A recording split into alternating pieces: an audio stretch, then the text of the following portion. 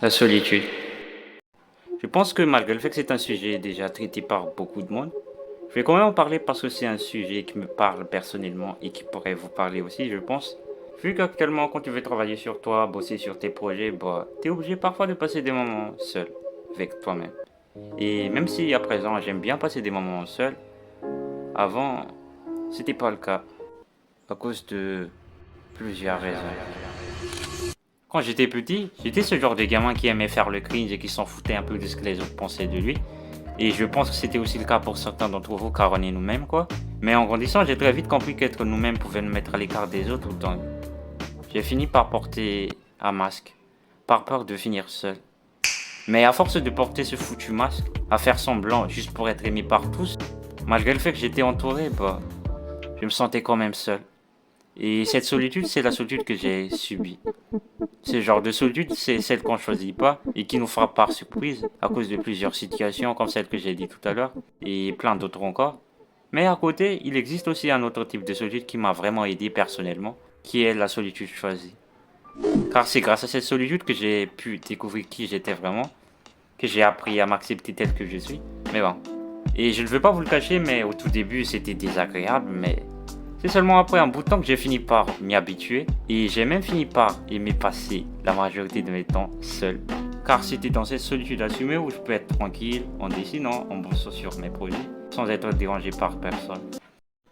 En tout cas, malgré le fait que je passe la plupart de mes temps seul, je trouve que c'est quand même nécessaire d'avoir un peu de contact humain au lieu de juste s'isoler dans nos coins, car ça peut finir par causer des lourds impacts dans notre vie, surtout dans le cas santé mentale. Et c'est même la raison pour laquelle le contact est plus important que la richesse. Et d'ailleurs, quand on parle de la solitude, les réseaux sociaux compliquent largement notre vie dans nos sociétés actuelles. Ça te donne l'impression que tu es en retard ou que tu as raté ta vie si tu n'es pas millionnaire à 20 ans. Sauf que c'est totalement faux. Et tout cela à cause du fait qu'on se compare sans cesse. Et même si chacun évolue à son rythme, dans mon cas personnellement, quand je voyais plein de youtubeurs animation percer seulement de leurs premières vidéos, j'avais un peu le seum, tu vois, mais je me dis toujours que tôt ou tard je finirai aussi par percer, tant que je lâche rien et qu'au lieu de juste me comparer constamment, faut mieux que je m'inspire d'eux pour devenir meilleur.